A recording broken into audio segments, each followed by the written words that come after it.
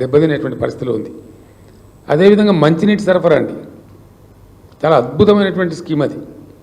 మేము ఒక దాన్ని ఛాలెంజ్గా తీసుకొని చేసినాం.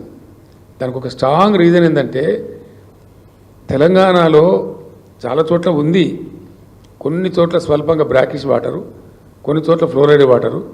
నల్గొండ లాంటి జిల్లాలో అత్యధికమైనటువంటి ఫ్లోరైడ్ సమస్య ఉంది. దాని మీద చాలా ఉద్యమాలు జరిగినాయి, దశాబ్దాల తరబడి జరిగినాయి. దుశ్చర్ల సత్యనారాయణ గారు ఆ జిల్లా బిడ్డ, ఆయన ఒక బ్యాంకు ఉద్యోగి. ఆయన ఉద్యోగాన్ని రాజీనామా చేసి జలసాధన ఉద్యమాన్ని నడిపి ఆ అంశాల స్వామి అని ఒక అబ్బాయిని తీసుకెళ్ళి, అప్పుడు వాజ్పేయి గారు ప్రైమ్ మినిస్టర్గా ఉంటే ఆయన టేబుల్ మీద పండబెట్టి, అయ్యా మా బతికిట్లు అయిపోయింది, మా నడుములు వంగిపోతున్నాయని మొత్తుకుంటే కూడా సాల్వ్ కాలే. ఆ సమస్య తీరలే. తెలంగాణ రాష్ట్రం ఏర్పాటయ్యేదాకా కూడా ఆ సమస్య పరిష్కారం కాలే. అట్లనే తెలంగాణ జియోగ్రఫికల్ కండిషన్, భౌగోళిక పరిస్థితులను అనుసరించి ప్రతి సమ్మర్లో ఈ సమస్య వస్తుంది. వందల వేల కోట్ల రూపాయలు ప్రభుత్వం ఖర్చు చేస్తుంది. కాబట్టి అవన్నీ ఉండకూడదనేటువంటి ఉద్దేశంతో ఒక ఛాలెంజ్గా తీసుకొని ఒక మిషన్ మోడ్లో మేము తెచ్చిన స్కీమ్ మిషన్ భగీరథ. అతి త్వరగా అక్కడి నుంచి రావాల్సిన నీళ్లు కృష్ణా థర్డ్ ఫేజ్ కూడా కంప్లీట్ చేసి, ఎల్లంపల్లి నుంచి రావాల్సిన నీళ్ళని కూడా చాలా ఫాస్ట్గా, దాని క్లియరెన్స్ లాగిపోతే నేను డిఫెన్స్ వాళ్ళతోని, రైల్వే వాళ్ళతోని పోరాటం చేసినంత పనిచేసి వాళ్ళని బెదిరించి ప్రధానమంత్రి కూడా చెప్పే అవసరం అనుకుంటే కేంద్ర ప్రభుత్వానికి కూడా చెప్పి త్వర కంప్లీట్ చేసి తెచ్చినాం. హైదరాబాద్లో ఆ నీళ్ళు ఇవ్వడం కూడా మేము ఎంత మంచిగా ఇచ్చినామంటే, నిరుపేదలకు గ్రామీణ ప్రాంతాల్లో ₹1 లేకుండా ప్రతి ఇంటికి కనెక్షన్ ఇచ్చినాం. అట్లనే హైదరాబాద్ సిటీలో ₹1, హైదరాబాద్ సిటీ కానీ లేదా ఇతర మున్సిపాలిటీలలో కానీ పబ్లిక్ స్టాండ్ పోస్ట్, అంటే వీధి కుళాయిలు లేకుండా, వీధి నల్లాలు లేకుండా ప్రతి ఇంటికి ₹1 మాత్రమే నల్లా కనెక్షన్ ఇచ్చి బ్రహ్మాండంగా వాటర్ ఇచ్చినాం. అసలు ట్యాంకర్లన్నింటి మాయమైపోయినాయి. నీళ్ళు కొనుగోలు అనేది బంద్ అయిపోయింది, నీళ్ళ వ్యాపారం బంద్ అయిపోయింది రాష్ట్రంలో. కానీ చిన్న కాలంలో 2, 3, 4 నెలల్లోనే వీళ్ళ అతి ప్రయత్నాల వల్ల, అతి ప్రవర్తన వల్ల అసలు తాగునీటి విషయంలో ఇప్పుడు ప్రజలు అనుభవిస్తున్న బాధ చెప్పనాలో కాకుండా ఉందండి. మళ్ళా బిందెలు వచ్చినాయి, బిందెలు మోస్తున్నారు ప్రజలు, దూరం నుంచి మోస్తున్నారు. అనేక రకాల సమస్యలు. నల్గొండలో ఫ్లోరైడే కాదు, మన ఏజెన్సీ ఏరియాలలో కూడా అనేక గిరిజనులు చచ్చిపోదురు. మనం అందరం కూడా చూసినాం. ఆదిలాబాద్ కావచ్చు, ఖమ్మం లాంటి ఆదివాసీ గిరిజన ప్రాంతాలలో వాళ్ళు చచ్చిపోయే పరిస్థితి ఉంటే, ఒక చిన్న ఊరు ఉంటుందండి, దొంగతోపు అని, పినపాక నియోజకవర్గంలో ఉంటుంది. చాలా చిన్నది, చాలా దూరం అడవిలో ఉంటుంది, పెద్ద కీకారణ్యంలో ఉంటుంది. అక్కడికి కూడా నీళ్ళు ఇచ్చినాం మా ప్రభుత్వంలో ఛాలెంజ్గా తీసుకుని.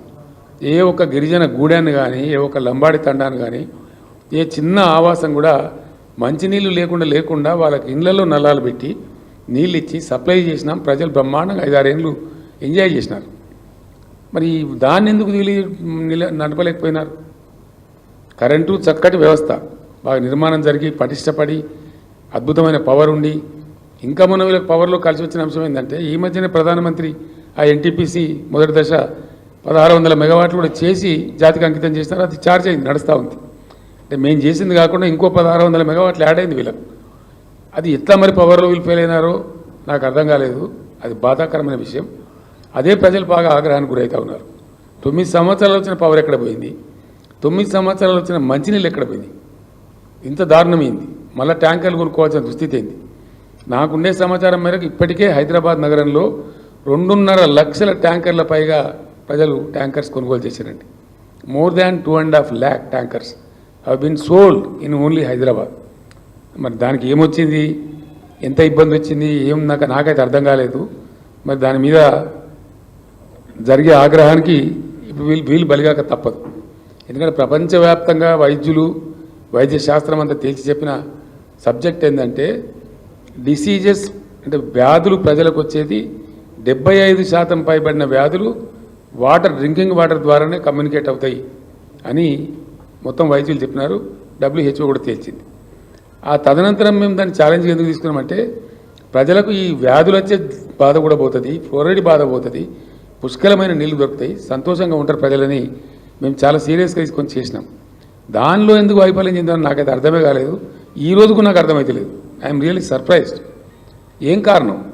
నడిచిన వ్యవస్థ, బాగా ఉన్న వ్యవస్థ, చాలా అద్భుతమైన వ్యవస్థ, కేవలం సంవత్సరానికి 200 మెగావాట్ల పవర్ మాత్రమే తీసుకునే వ్యవస్థ, అది ఎందుకు చెడిపోయింది?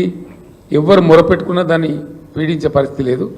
నేను అడిగినాను, ఒక 2-3 జిల్లాలకు ఫోన్లు చేసి అధికారులను అడిగినాను, ఏమైనా మీరే నిర్మాణం చేశారు, మీరే నడిపినరు, మళ్ళీ ఇప్పుడు మీరే ఉన్నారు కదా, ఎందుకు నడపలేకపోతున్నారు మిషన్ భగీరథ, ఏం కారణం అని అడిగితే, సార్ మా డిపార్ట్మెంట్ అంతా స్వతంత్రం వచ్చినట్టు ఫీల్ అవుతున్నారు మీరు ఊడిపోయిన తర్వాత, ఎవరికి వాడు ఇంటలేడు సార్, ఆ సమీక్షలు కూడా లేవు ప్రభుత్వంలో, మమ్మల్ని అడిగేవాడు కూడా లేడు. ఫ్యాక్ట్ ఇది నాకు చెప్పింది అధికారులు.